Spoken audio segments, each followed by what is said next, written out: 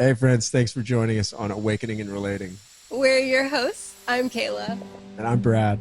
Join us as we unpack deep awakenings, navigate a conscious relationship, and further awaken through the body with intimacy. Please share this video and like and subscribe. It really does help the channel. Thanks so much for joining and welcome to our journey. Here we go.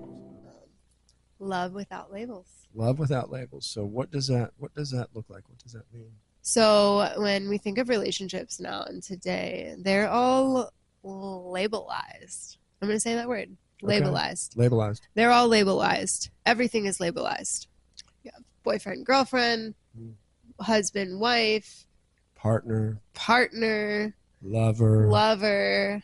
But really, with all of those, that comes with so much expectations, things of how you should be, and it carries like that role energy with it. Mm-hmm. Of I'm your girlfriend, so now I'm going to do these things, and you're going to expect me to do these things. I'm going to expect you to do these things. Right. And I'm just not really into that. Okay. Yeah. So we've kind of talked about this before, but allowing who you're with to unfold in whatever that looks like from a manifestation perspective, and to do so without judgment, right? Mm-hmm. To allow that other being to express in whatever way that they want to express, that they feel most authentic, and to allow that to be without withholding love. Yes. Yeah. Especially because when you're in a newer relationship, you especially try to be somebody else. Well, most of us do that, and it depends on where you're at. If you're watching this episode, you've probably experienced some level of understanding that there's more going on than just the voice in your head, right? But for a lot of people, that voice in their head determines how they show up in the world. And that's where you get those, meet people's representatives. Like, I don't really meet Kayla. I meet what Kayla wants me to see, right? Mm-hmm. And you don't really meet Brad. You meet what Brad wants you to see. And I think for us, we've been very fortunate and blessed that our relationship has never really been based on that. Right. We started as friends, and then coming together for really different intentions in the beginning. Yeah. But it's been really beautiful how it's continued to grow. Yeah, it has been pure beauty. So, and I think that's what we're trying to share is there is a way, because almost everybody is either in or has been in a relationship, right? And those relationships oftentimes feel really good at the beginning, and then they start to waver, at a given time. And that's when we go back to, it's because we've shown up in the relationship in an inauthentic capacity to begin with. We showed up with, I'm going to pretend to be this person because I think that's what that person wants. Mm-hmm. Right? And so what we're talking about is being very authentic all around, especially on the front end, as much as you possibly can. Being authentic with who you are and how you feel, and expressing that to the other being in such a way so that the whole thing starts off with honesty. And getting to that point with yourself first. Oh, it's a must. Yeah. It's a must. Because the more that you are truly yourself before even a relationship comes, it's just like easy breezy. Yeah, it makes it a lot easier. I think awakening at any level has a lot of help along the way there, because you start to live, like once you start to awaken more deeply to the truth of who you really are, you start to live in a more authentic capacity just in all of your interactions anyhow. So it's not imperative that you've experienced some sort of awakening, but if you have, you'll know what I'm talking about when I say that it allows you to just move kind of more freely through events and situations without, grabbing on them. Mm-hmm. And so that for us has been a huge blessing, because we've both had different kind of types of awakening. Yeah. Right. Yeah. Why don't you explain yours? Mine through the body. Yeah. And even just this morning, I was realizing that like how much of mine is through the body, that when I haven't been doing my body practices, I don't lose the connection, but it just softens, and it's not continuously there. But Mhm. yeah, anything through the body, movement, yoga, Yeah. dance, stretching. Yeah, absolutely. And what I experienced was through, the collapse basically of the ego structure through suffering, But if you've experienced any level of awakening, your relationships, whether those be intimate or platonic relationships, whether it's with family, friends, or loved ones that you are intimate with, if you can start to awaken more deeply to the truth of who you are, then you can start to let go of labels and conditioning and definitions, and in doing so gives yourself the opportunity to connect more deeply with your partner, or just your brother or your sister, or maybe your family. Yeah, yeah. And I think um going back a little more to like the labels part, like we we didn't even intend for it to be this way too. Oh yeah. Like it just Yeah. happened. And the farther that we went in, we began to recognize like how much we didn't want to have labels Yeah. in our relationship and connection. Yeah, and it's kind of a bit of a cheat code, right? Because all we're really doing by not labeling things up is I don't want to say it's avoiding, but in some sense it is. We're avoiding the attachment scenario by not labeling on the front end, right? Mm-hmm. So we're avoiding different spaces where attachment could occur by trying to step away from some of the labels, Yeah, Like I I'm can I'm see my that. own being, you're your own being. We're growing in separate directions as individuals, and we're growing together, Yeah. in this thing that we're doing, Mm-hmm. you know. And for the outside world, they like to label us as boyfriend, girlfriend, but that's easy. It's easy for communication purposes, and that's fine, But we don't really call each other that. No, and I think it really is like an evolved, yeah, definitely like some sort of evolved relationship because I experience more freedom without the labels and Mm-hmm. the roles, the attachments that come with it. Mm-hmm. But I'm also at the same time experiencing the deepest level of commitment with you that I ever have in that. Yeah, so it's kind of two things at the same time, Yeah. right? Like the deepest connection, and I can say the same for me as well. Like the deepest connection I've ever experienced with another human, and also one that I have been able to let go most deeply into, and just allow you to be you, and to recognize that it's the essence of what makes you is what I love, and the rest of it is all, uh, it's in addition to, you know. Mm-hmm. Mm-hmm. And so that connection and that allowing of you to be you, whoever that is, right? On the good days, the bad days, the whatever, whether you're, trapped in the small self and really feeling it from an egoic perspective, or you're letting go into what you call as blips, Mm-hmm. when you start to get into that space of nothingness. And you do the same thing for me. Mm-hmm. Yeah. Let's talk about your sense of freedom in our relationship. Like, how does that feel? Mm-hmm. What does that mean to you? So I like my entire life I've had this thing that when I get into a relationship it makes me feel like I'm possessed by someone else, like Mm. that possession.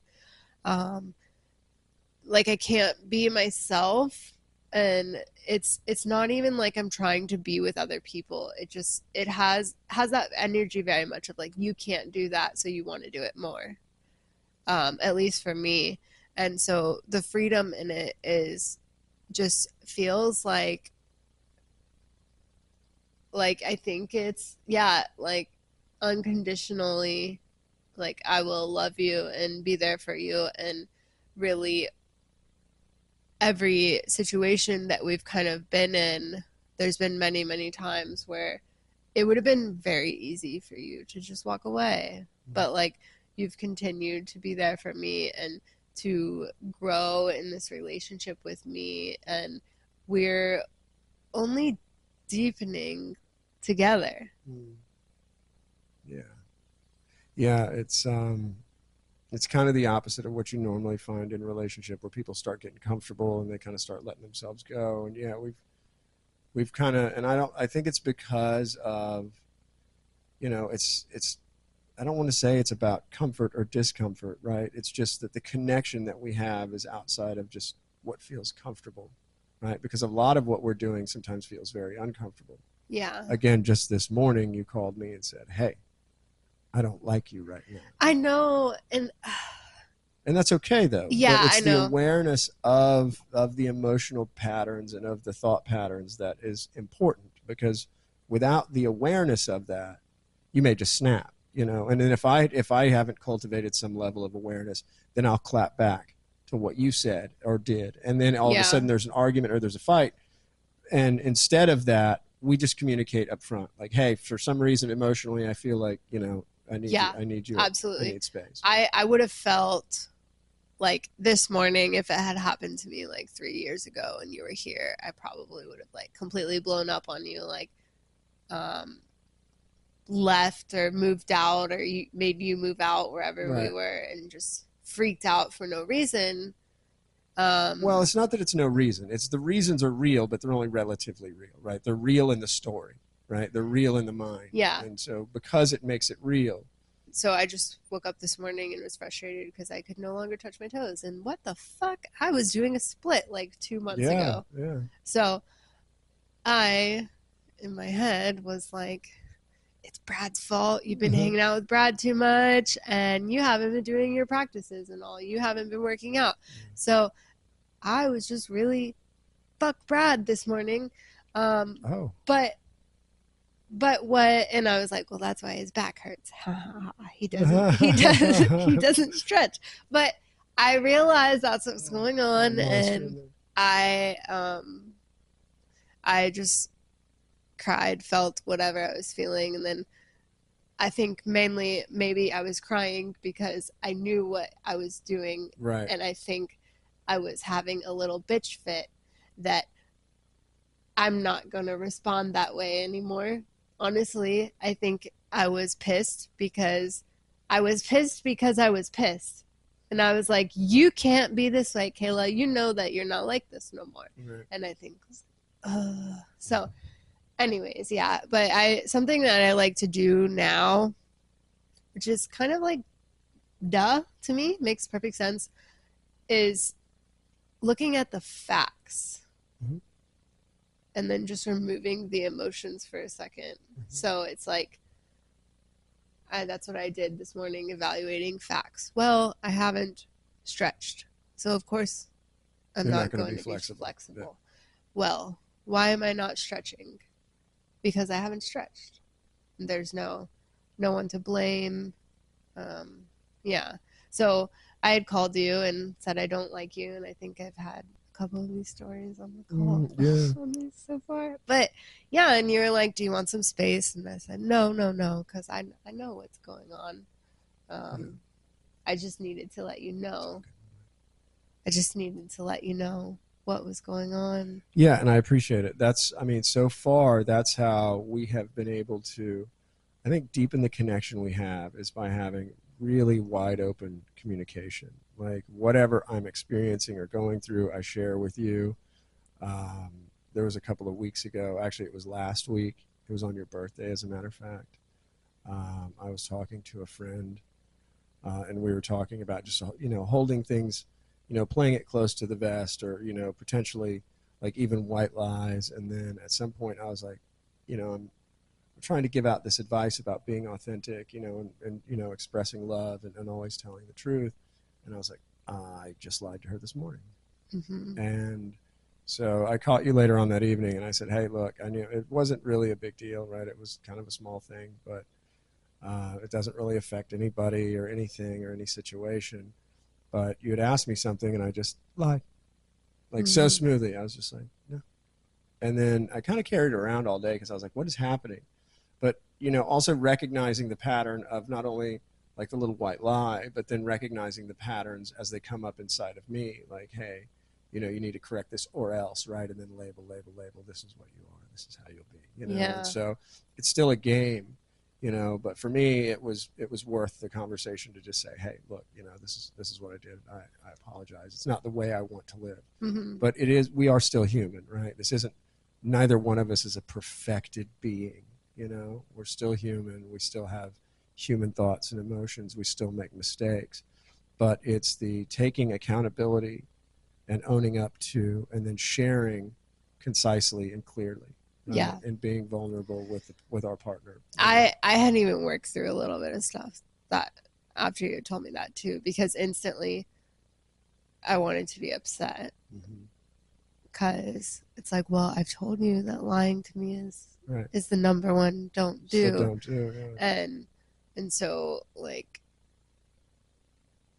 where my mind went is like, oh, he lied, so fuck it, blow it all up, burn it down, Burn it burn it down. down. Burn it down. As he dropped a white lie on you. End it Yeah, now. yeah, that's Yeah.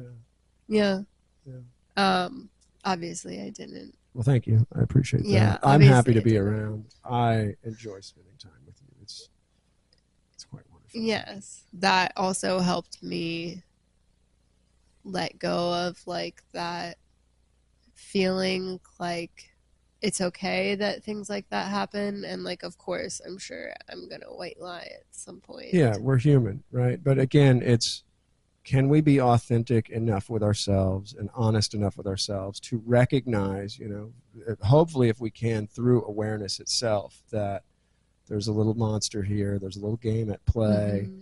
And can we recognize that and be open and honest enough with ourselves that we can share it with each other, you know, when it comes up? And then, you know, like you did a really good job because you were pretty neutral about it, right? Basically holding space for me to, you know, allowing me to go, basically, hey, look, I'm coming clean, you know, and I did this, and, you know, but again, it's not that we're perfected. Just because we're working on having a highly conscious relationship doesn't actually make it in a lot of ways any easier, Right, right? right, right. Because there are difficult things that you need to face, and understanding that if you are going to be open and honest with your partner, especially at all times, or pushing towards that as the commitment, you know, like that I'm going to do this as close to 100% of the time as I can, you know, recognizing that your thoughts and feelings and emotions might conflict with your partners at some point and also cause them pain, you know. So there is a fair amount of that that goes on through this too, because then it's going to, like, even the me coming clean triggered something in you, so now you have to deal with something, right? So Yeah. for both of us to be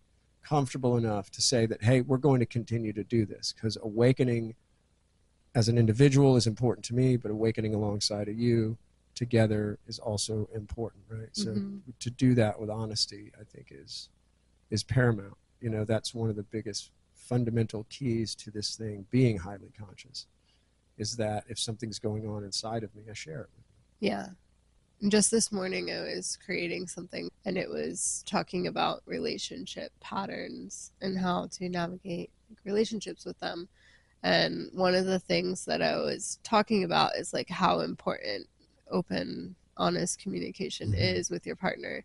Like if you've identified that you have this pattern or typically are feeling this way, like communicate that with your partner, and that way you're both aware, like what I do with you.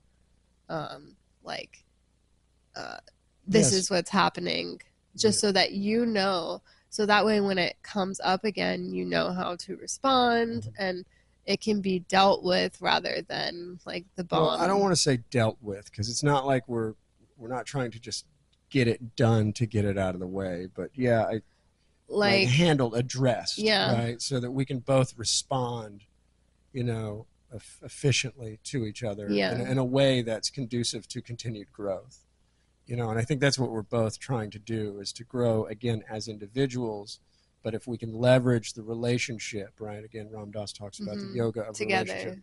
Leverage the relationship to help each other awaken more deeply to, you know, more profound states of conscious awareness as Mm-hmm. we continue down this path, you know. And right now it's together and it feels great. When we talk about relationships without labels, what we're attempting to do truly is to cultivate awareness, because the labels are useful linguistically. Like, we need words, labels, definitions to communicate currently. Right? I know there'll be a day that we can communicate without words, at least verbalized. But that said, It's not that we're getting rid of the labels completely. We're just recognizing what the label is, right? And with us, when we talk about, the outside world kind of requiring us to be called boyfriend, girlfriend, it's useful for them. The label itself is not useful for us. Right, right. Yeah. So we just choose not to use it in the relationship itself, right? Like we really don't have a defined label of what we are as a couple or what we're doing. Yeah, and And it's it's difficult to put in a box. it is because people don't understand. So like the other day when I was getting my hair done, I was like, yeah, um updating life updates. Like, yeah, I have a boyfriend, Right. I guess, but he's not really my boyfriend. We've been seeing each other, and it's like, well, oh, well, how serious? How long have you been Right. together? Like, oh, we've been together 6 months. Right. Oh, it must be really serious. Yeah. Like, yeah, Yeah. um, It's hard to talk about outside of spaces where beings have at least experienced some level of awakening, because the 3D world perspective on relationship is somewhat transactional, for the most part. I mhm. mean, you first of all, if you are in an ego structure that believes itself to be real, the best you can do is say I'll love you if, and then here come all the conditions. Some get closer than others, but yeah, again, not most people aren't saying that this is the woman or the man that I chose to be with, and I'm going to love them no matter what, no matter what they do, no matter if they spend all the money, if they lose the business, if they cheat, right, if they leave me. Like, I'll still love them no matter what, and I won't withhold love, and I won't cause pain and suffering, because I want them to express in their true authentic expression. And that's just, it is what it is. So not withholding love. And so when we talk about doing this without labels, what we're doing ultimately is trying to kind of hack the system in such a way that if we don't develop a bunch of labels around what we're doing, then we don't have a lot to cling to, right? So Yes, yeah. yeah, that's what I was just thinking in my head because that's another thing that we're doing together is like detached, Mm-hmm. unattached love without labels. Right. So trying to detach from those labels that we do have to use, right? The stuff that the mind automatically starts to pull out, Mm-hmm. right? And to allow ourselves to detach from those, full well giving as much love as possible to the situation and to ourselves Yeah, and to the other. yeah, and I do think it's actually a lot easier to not attach without the labels. It certainly is, but it only is after you've experienced it as such, right? If you're somebody who is still a clingy person, clinging to your material goods, clinging to your Mm. thoughts and your emotions, and certainly clinging to whatever projections you've put on your significant other, especially, right? Like they need to show up a certain way, act a certain way, provide me this, this, and this, and I'll provide you that. Again, that transactional kind of business deal type of relationship that is so common in Western civilization. It's the majority of what's going on out there. Yeah, And you see it just in the divorce rate. I really like what we're doing because overall more conscious and wholesome, even private. Like, Yeah, we keep it quite private. Even though we're yeah, doing this now, we keep it quite private. no, like nobody knew that we were Yeah, together for the really longest until time. like a month ago. But Yeah. in that, I think that's really, it's not that we kept it private for any like real reasons. It's just It was it's just our little thing, yeah, and it it's didn't. just Yeah. ours to have. And that was also one of the first experiences that I've been in a relationship and I haven't posted about it on Yeah. socials Yeah. because so many women and men, I guess too, get they're like, oh, I'm in this relationship and something shiny to show Oh, off. it's a badge. It's a badge. Your Facebook relationship status is a Yeah, badge. like Like that's a love of my life. right. Like We don't say that to each other, but if I right. dip into my humanness enough here, Yeah. the love of my life. Yeah. I feel you too. Yeah. The same way. You're my angel. And yeah, it's that goes back to then honoring your humanity and your divinity, right? Something that I've talked about extensively, and because of my own experience, was that try not to run from your humanness, I should say, right? because your human is always going to human. It's in its skin suit. It comes with thoughts, emotions, patterns, right? It's not wrong that you experience those things. It's not even wrong that you lean into them and go unconscious while you do so. It just tends to cause a lot of suffering. And so what you and I are trying to do is elevate that through relationship. And Mm-hmm. so when I miss something through awareness and I get caught up, you call me out on it, and vice versa. Like if you start getting caught up, I'm like, hey, is this a thought pattern? Yeah. And Yeah. we sometimes it doesn't, sometimes it stings though, like calling somebody out and going, hey, like I know you're upset right now, or I know you feel this way, but is that just a pattern? Can you recognize it, feel it, and let it go? Right, right. And I think the most sting comes from because you probably see it and you're just choosing to ignore it. At least for me, like 50% of the time when you're like, "Hey, do you see that?" I'm just like, "Ugh, sorry. Ugh, like Uh, leave me alone." right, and that's the thing. I played this game with my sister for a while, and I'd tell her just like that. I'd say, "Hey, play the game with me," and she would for a second, and then she'd get, the ego structure would get in a certain way, and then it just wants to be consoled, right? It's hurt, and it just wants to be consoled, or have somebody say, "Hey, it's okay," instead of have somebody go, "Hey, can you see the patterns in this?" Because if you're not ready to play that game, and I think that's why the yoga of relationship is so challenging, is because it's an always on type of scenario. Like if we're really going to do this, I'm going to be empathetic and sympathetic to the scenario that you're currently in and what you're experiencing, but also, I'm here to still say, hey, can you find a way to zoom out? Yeah. Yeah. I like that. That stuff like Yeah, I like that. yeah, it's useful. Yeah, cuz I understand like a lot of people want to be like coddled and stuff, Yeah, well, the but ego structure does. I'm not really into that. I'm Yeah, more of like let's break through. truth. Yeah, let's break through. Let's Yeah. keep breaking through. Yeah, I agree. I agree.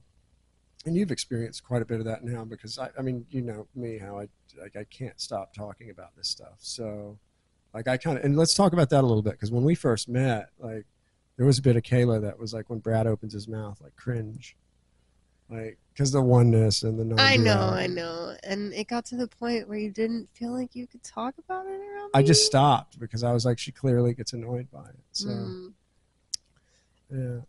Now I still kind of attenuate it, unless there's like a big thing, like unless there's a glaring, like, hey, can you see your pattern here? Like I'm not trying to force you into anything. Yeah, it was just uncomfortable at the beginning. I just didn't like the repetition.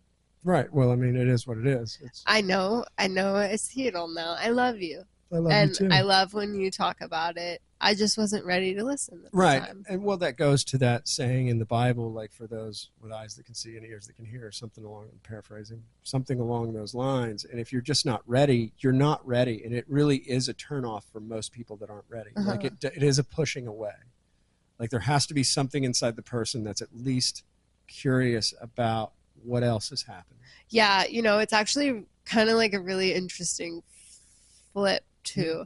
I think well, we'll have to evaluate that because it flip so much because I went from not like, oh, Brad's here talking to like any chance I can. Right. I'm Yeah, you try to listening show to up, you you get onto the now. other podcast, and yeah, So, yeah. you're catching it. Yeah. But it could be, am I more open to it or do I just want to see you talk?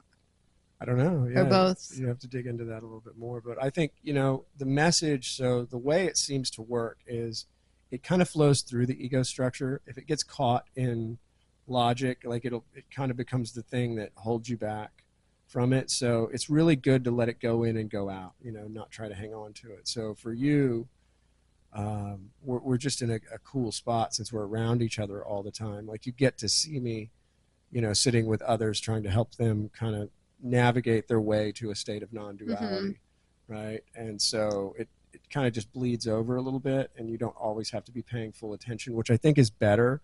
A lot of times, like I used to listen to Alan Watts and Ram Dass like this, just put it on in the background, so I'm not consciously leaning into each and every word that's being said, but just kind of allowing this message to flow in and through and out.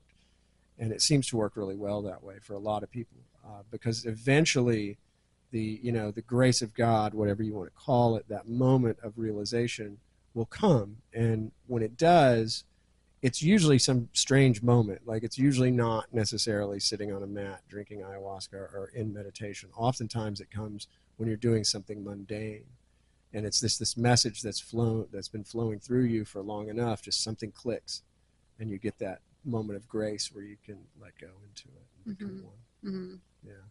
So yeah, I love it.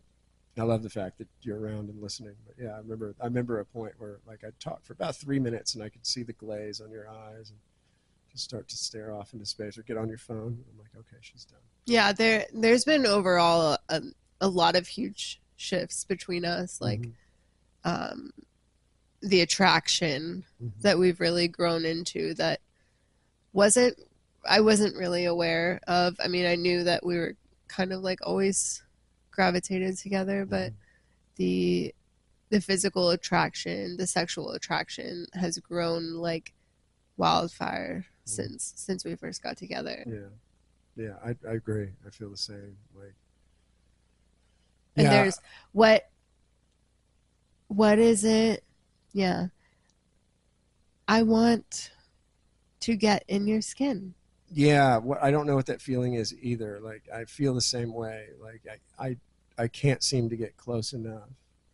Like, it doesn't matter how close I am, I'm not close enough. It feels like that thing that's pulling me home, right? That sense of home that I see, that I feel when I'm with you, that sense of freedom that I get when we're together. I feel like I can express as authentically as whatever I am. And so a lot of what we're doing is helping set each other free by knowing that the other person is in a state of non-judgment, right? Like, no matter what's going on, I know you're not judging me. I know you're not looking to try to see if I'm doing something right or if I'm doing something wrong or something you like or you don't like. I know that's not going on. So even in that, how we do that in our relationship, by both of us allowing each other to be who we are, it allows that individual to then be more authentic in a way that's not so difficult, because your ego structure, my ego's not trying to figure out, like, how I look cool around you or how I look better or how I look in a certain, it's not trying to figure that out. It's just here with you. The places that we've gone to together, not even like physically. Yeah. They're just things I never experienced, and I never even like intended to be in a relationship. Yeah. Certainly not one like this. Yeah, I didn't either, and I remember telling you very specifically, I do not want a girlfriend. Like, and you still don't have one. I still don't have one, so it worked out. Thank you, Great Spirit. Yeah. I think it's definitely like the preferred way. I mean, I don't know if I would say preferred, because I think everybody's preferences are different, especially, again, if you're looking through the ego structure, which is where the preferences lie. But, that said, it does have its source of pain and some suffering as well, because we're pushing each other to awaken more deeply to states of awareness that are still shrouded in veils, so to speak. But to do it together, to recognize that you may be in pain, but is there something I can say or do to give you the space to awaken more deeply, and still be there for that, noticing that you might be suffering, noticing that I might be suffering, but being there and being neutral and allowing that to flow through. That, I think, is a bit of magic. And I think if you've only experienced a 3D world relationship, like, there's no possible, you don't have context to understand necessarily what I'm talking about. But I did recognize when I awakened initially, that's the thing I started thinking of. I was in a relationship still. I was still married when I awakened. This was, I guess, going on almost 8 years now. And I remember wanting to relate more deeply to that individual, wanting to connect on a level that was beyond the physical, beyond the intellectual, and not being able to. And thinking to myself, this is really what I want in life, is this type of relationship where I can not only connect intellectually, but spiritually, and on the deepest of, connections that are possible. Yeah. And I feel like in you, I feel home. I feel free. And it feels amazing. Yeah. I think it feels like what everyone wants, but they don't know it's like what the movies point to when you watch a good love story. It's like what it feels like they're trying to point at, you know. Yeah. But it's not Hollywood. It's real, right? It's free. It's authentic, and neither one of us are in a space to withhold love from the other because of their actions or their feelings, Mm-hmm. and it's beautiful. Yeah, I wish everyone could experience it. Yeah. Yeah, I think it would take a lot of pressure out of the world in general, just a lot of pressure out of the world. But you know what I try to teach to people is this duality, non-duality. You know, kind of letting go into it through cultivating awareness, and you're doing it through same thing, cultivating awareness, but doing it by using the pleasure centers of the body. Yeah. Yeah. And so they're fundamentally different approaches, but they all wind up in the same place. And so Mm-hmm. does yoga, so does breath work. Yeah. A lot of it is like awareness. Yeah. Especially women that I talk to in the areas of like intimacy or relationships. It's really like I feel like the first thing that women have to do is, well, lots a culmination of losing the idea that a man is going to come in and save you. Yeah. Unattaching from I must be in a relationship and like really devoting to the self. Yeah, I think the same for men. I Yeah. think for relationships to go beyond a certain spot, you either both have to start awakening in the relationship together, which is pretty rare. I have seen it. And that's also going to most likely be maybe a little bit more bumpy. It's from personal experience, it's very bumpy. Yeah. And I also think that it's very challenging because for the being that is not currently experiencing awakening, they're basically watching their loved one either change, transform, dissolve, and fall away completely. You know, from my past experience, it was, you know, for my ex-wife, for her, it was almost like having her husband die because the persona was gone completely for 6 full weeks. And although this thing walked and talked and still looked like a Brad, there was no Brad there at all. And so, you know, at different points in your awakening process, if you're in it deep and you're going through intense connection to source through your process and the person you're with is not, it generally lends itself towards a challenging relationship. And this is where I would say that those things that no longer serve you start to fall away.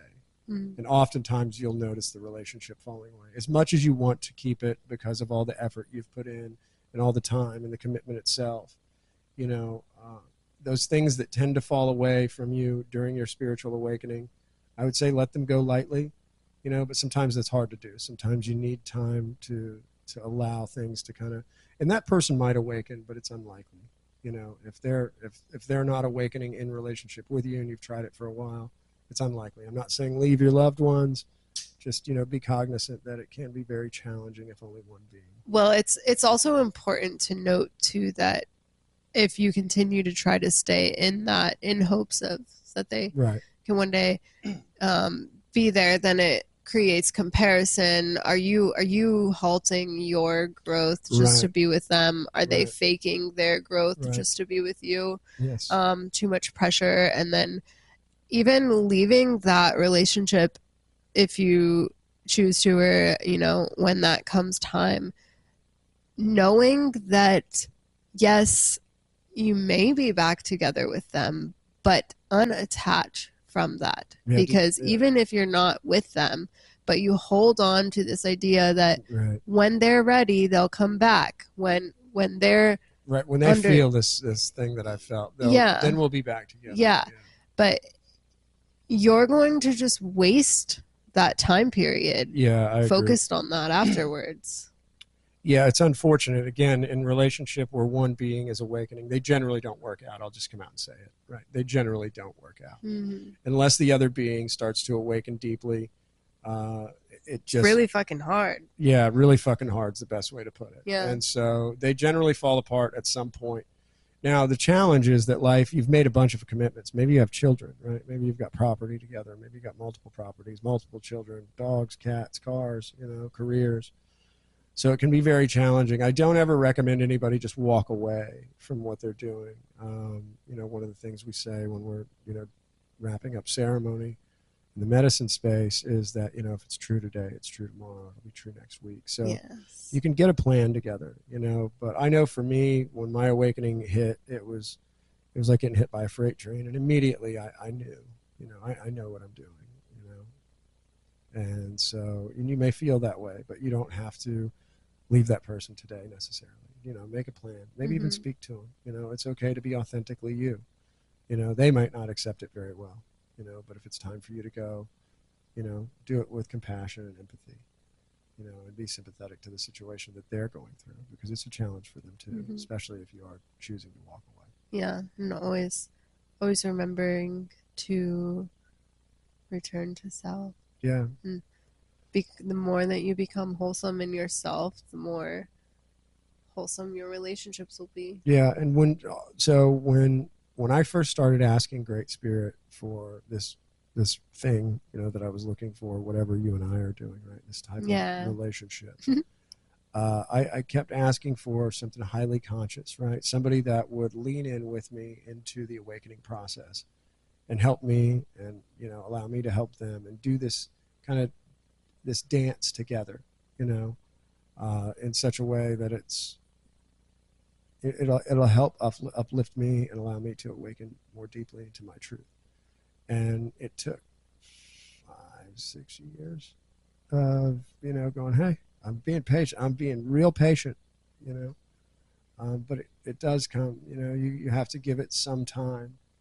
So a friend of mine, Lauren, and I do another podcast, Lauren well, and one of the things that Lauren points out is, at some point when you awaken to the deepest truth of who you are, the patterns in the body and the energetics of the body aren't ready for it, right?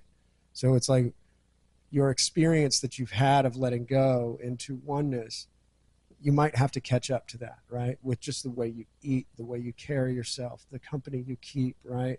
All these things in life will generally start to kind of fall away as you awaken more deeply into your true self. But as you do that, if you cling to the stuff, right? If you cling to your material goods, to your career, to your people, Mm-hmm. and you try to force fit them into an awakening path that they're not ready for or that they don't want, it'll just create more suffering.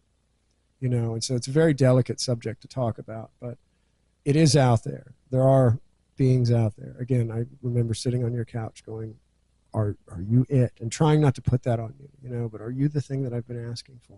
Yeah, because I remember even still when you say it now, there's an little inside of me that's like, yes, I'm the one, or Yeah, I'm it. yeah, um, The ego structure trying to own it. Like, mm-hmm. yeah, I'm doing it. Yeah. And often, even there's been like lots of things that we do that together, kind of like the love of my life Yeah, the humanist joke. joke. Yeah. Yeah, like we're really trying to stay unattached, Yeah. and it's really interesting to notice the ways,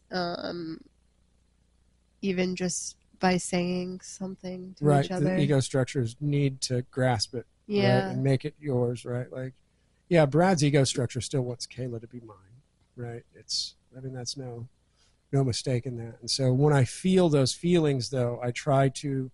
That's for me a red flag, where I then try to move my where I'm standing, right? Change my perspective so that I can see the thought patterns as opposed to running amok with the thought patterns, right? Instead of mounting that horse and going on the journey with it, I try to change my level of magnification, notice the thought patterns as they come, and welcome them. Don't try to push them away. Pushing this stuff away is not useful. So try to welcome it in and say, ah, yes, I remember you. I remember you, and this too shall pass. And then it does.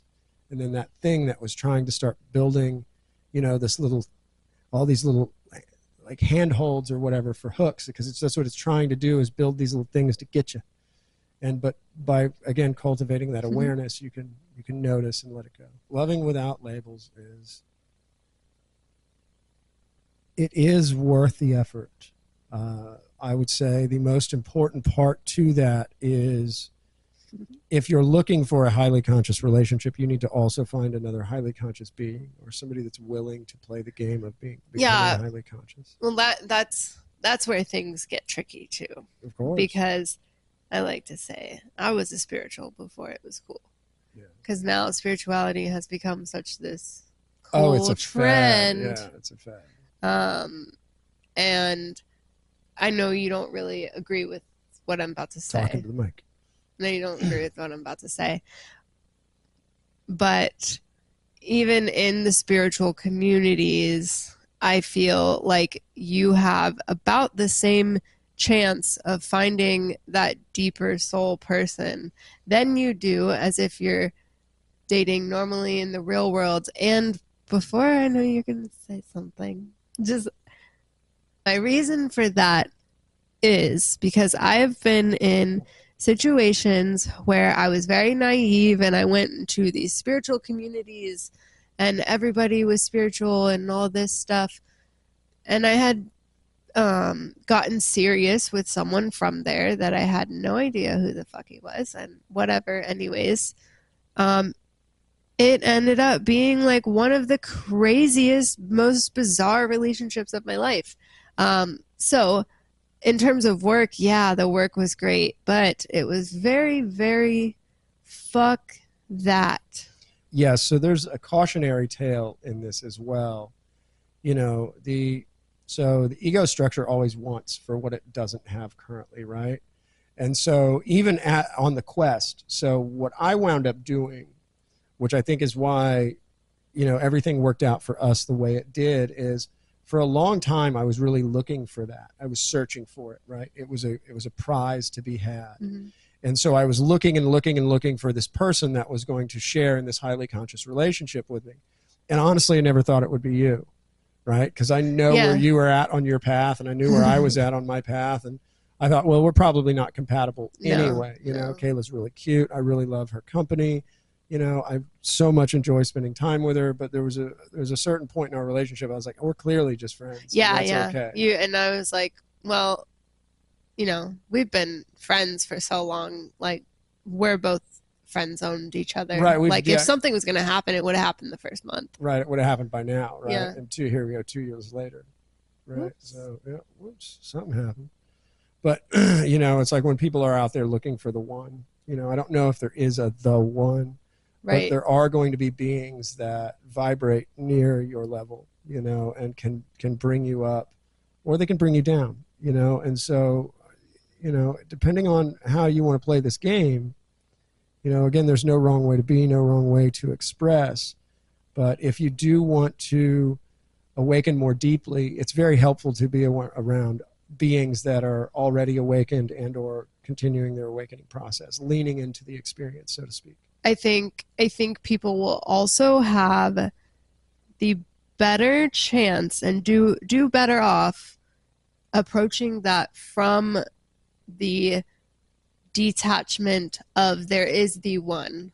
Yeah, right. Again, losing that attachment that there is the one, and you will find the closest feeling of what the one feels like. Right. And so I think, yeah, exactly. Because like I had put that down, like the search was over, like I was done searching.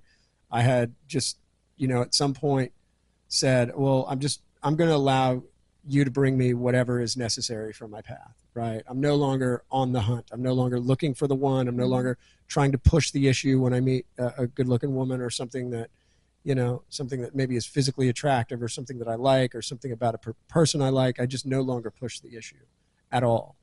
And then poof. Mm-hmm. This thing, like magic, bang, exactly what I was looking for. Yeah, it's like what they say, when you're looking, you don't ever see it. Yeah. Yeah. You can't see the forest for the trees, right? You're looking too hard. You're too close to it. Yeah. And so, letting go into that also. So if you are somebody that is walking the spiritual path, maybe there's somebody special that was in your life that couldn't come along with you, right? And they've moved out of your life and you're now looking for some type of highly conscious relationship. I'd say exercise patience, lots of patience. The thing that you're searching for it's already here. right? It's already now. Is ultimately you Right? It's as ultimately well. you to begin with, right? Uh-huh. And so, give yourself a break, give it some time. You will probably I will say this, on the awakening journey itself, there is a point where, just like there are certain energies that flow through the process of awakening, like there's the stage of the seeker, and that's a particular energy that lasts for a while. There is, at least initially for me and others that I have spoken to, after the initial awakening, there seems to be this space of loneliness, right? Where you really struggle to connect with people at a deeper level, because most of the people that you've chosen to surround yourself with are not of that Right. caliber of Yeah. person. And so this is that stage where things start to kind of go out of your path, right? You start to kind of lose the friends and relationships, and it's not in a bad way. Again, if you don't cling, it happens exactly how it's supposed to. It's going to anyway. But as things start to move out of your path, let go with grace, and still love it on the way out, and that allows for new things to come in.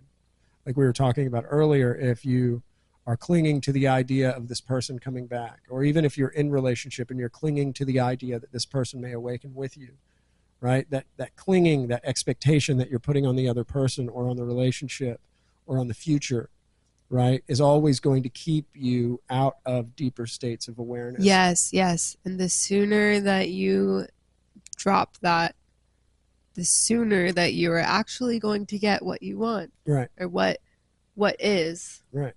Right. What's already available, Mm-hmm. by letting go of the need for the thing. You got to get out of your own way. You have to get out of your own way. That's the only way to do it.